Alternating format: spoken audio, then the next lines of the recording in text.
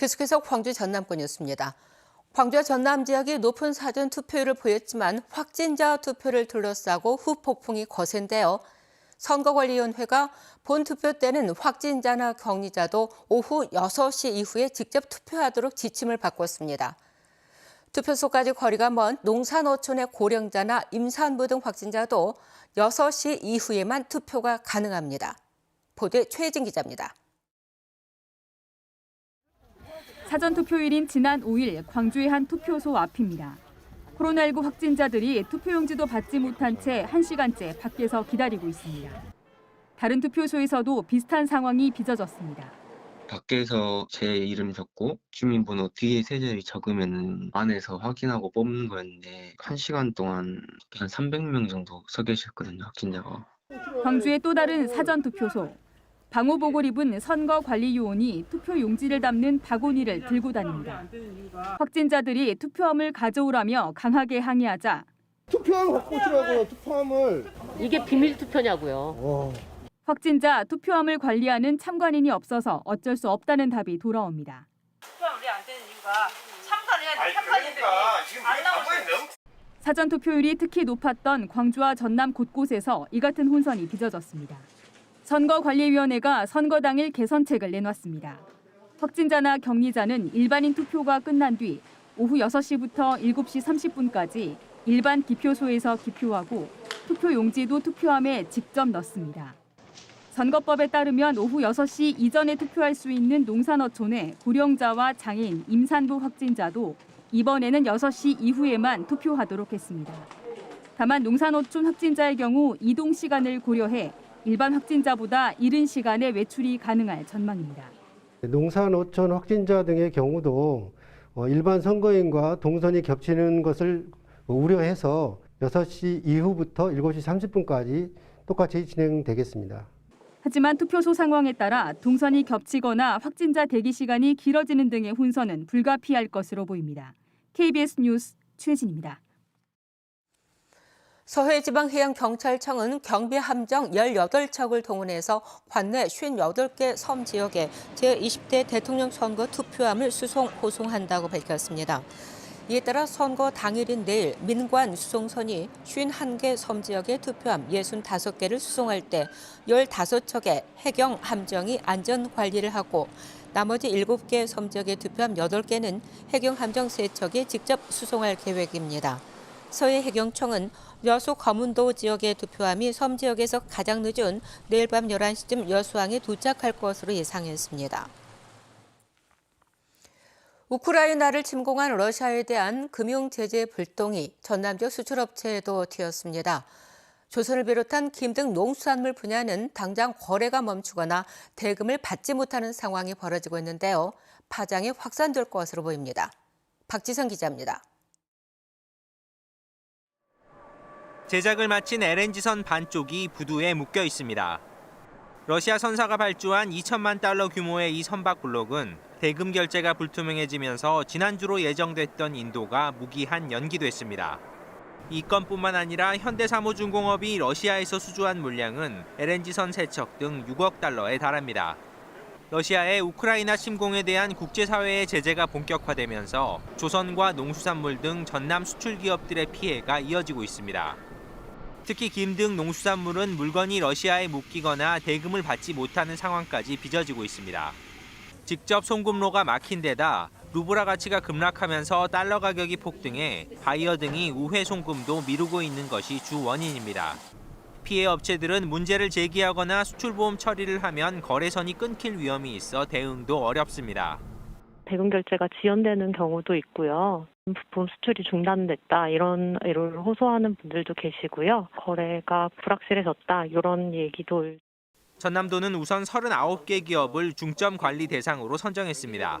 50억 원의 규모로 담보 한계 특별 보정 지원 제도를 갖다가 좀 확대하려고 하고 있고요. 러시아, 우크라이나뿐만 아니라 대체 시장을 발굴해서 장기적으로.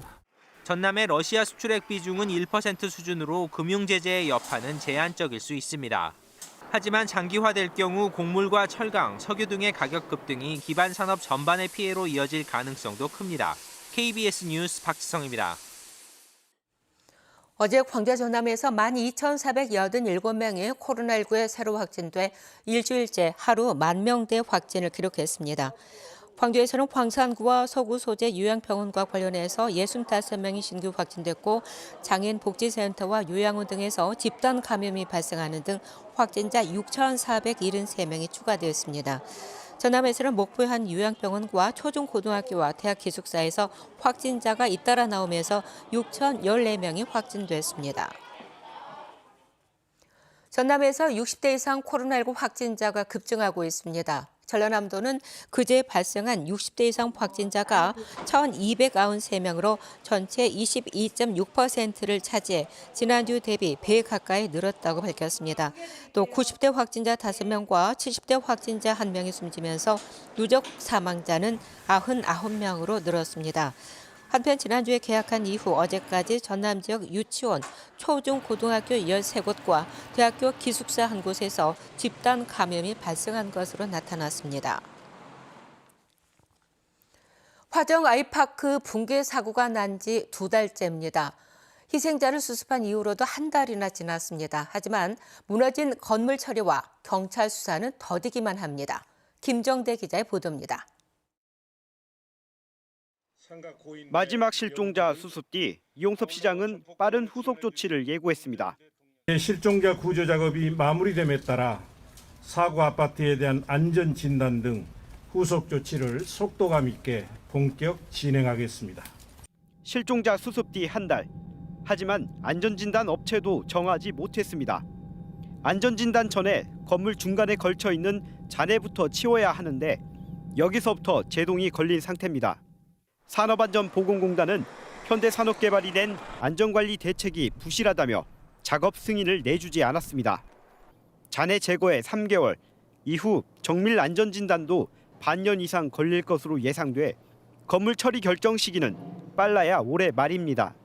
모든 단계마다 다 이제 안전공단이나 관계기관들의 승인을 받아야 되는 상황이어서 지난달 말까지 주요 피의자 신병 처리를 하겠다던 경찰 계획도 틀어져 달을 넘겼습니다. 과실을 뒷받침할 국토교통부 건설사고조사위 등 전문기관의 원인 분석이 예상보다 늦어진 까닭입니다. 경찰은 최근에야 산업안전보건공단에서 재해조사 의견서를 전달받았습니다. 붕괴가 시작된 층에 콘크리트 지지대 설치 등 임의로 구조 변경이 이뤄졌고 결국 설계 하중 초과로 바닥이 휘거나 파괴돼 연쇄 붕괴로 이어졌다는 분석이 담긴 것으로 전해졌습니다. 경찰은 확보된 전문기관의 분석 내용을 토대로 검찰과 협의를 거쳐 이른 시일 안에 피의자 신병 처리를 마치겠다고 밝혔습니다. KBS 뉴스 김정대입니다.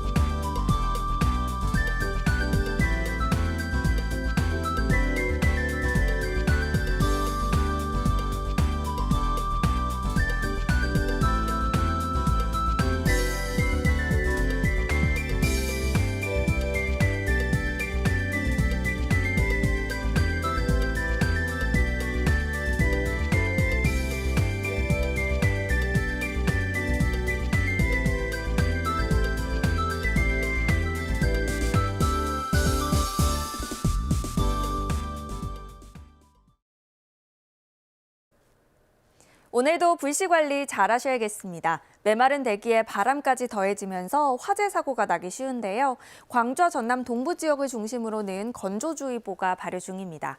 이번 주 중에도 비 소식이 없어서 대기가 계속해서 건조하겠습니다. 작은 불일지라도 조심히 다루셔야겠습니다. 오늘은 어제보다 포근하겠습니다. 낮 동안 따뜻한 남서풍이 불어와 기온을 끌어올리겠는데요. 한낮 기온 광주가 16도로 어제보다는 약 3도가량 높겠습니다. 다만 아침에는 여전히 영도 안팎으로 쌀쌀한 곳들 많으니까요. 크게 벌어지는 일교차에 감기 조심하셔야겠습니다. 오늘 대체로 맑겠고요. 광주 전남 지역은 미세먼지 농도 보통 수준 유지하겠습니다. 밤부터는 서해상에서 바다 안개가 유입되면서 서해안 지역을 중심으로 안개가 짙어지겠습니다. 다음 자세한 지역별 날씨입니다. 아침 기온 어제와 비슷하거나 1, 2도가량 낮겠고요. 낮 최고 기온은 함평이 13도, 영광도 13도가 예상됩니다.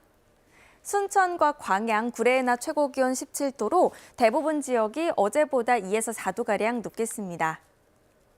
목포의 낮 최고 기온 12도, 영암 15도, 해남 14도까지 오르겠고요. 신안을 비롯한 그 외 도서 지역은 12에서 13도가 예상됩니다. 바다의 물결은 전해상에서 비교적 잔잔하겠습니다. 선거일인 내일은 한낮 기온이 광주가 20도까지 올라 오늘보다도 더 포근하겠고요. 당분간 맑은 날씨가 이어지다가 일요일에 비 예보 나와 있습니다. 날씨였습니다.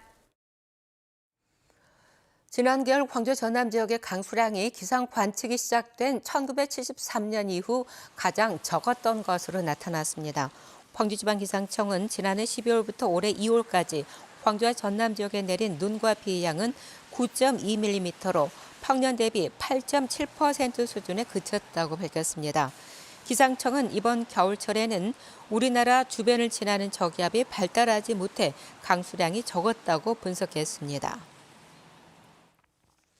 광주시가 가진 EBS 캐릭터랜드 조성 사업에 속도를 내고 있습니다. 광주시는 EBS 캐릭터를 활용한 테마파크 사업 기본 구상과 투자 효과 분석 등을 내용으로 기본 계획 용역을 이달 중에 시작해 올해 9월까지 진행한다고 밝혔습니다. 광주시는 용역 결과를 토대로 내년에 착공해 2024년 완공을 목표로 국비 확보에도 나서기로 했습니다. 광주 EBS 캐릭터랜드 사업은 광주시가 EBS와 협력해서 296억 원을 투자할 계획입니다. 지난해 광주 지역 관광사업체 수가 전년도보다 증가했습니다. 한국관광협회 중앙회가 공개한 자료에 따르면 지난해 4분기 광주 지역 관광사업체 수는 852개로 1년 전보다 2.8% 증가했습니다. 화요일 아침에 함께한 KBS 뉴스를 마칩니다. 감사합니다.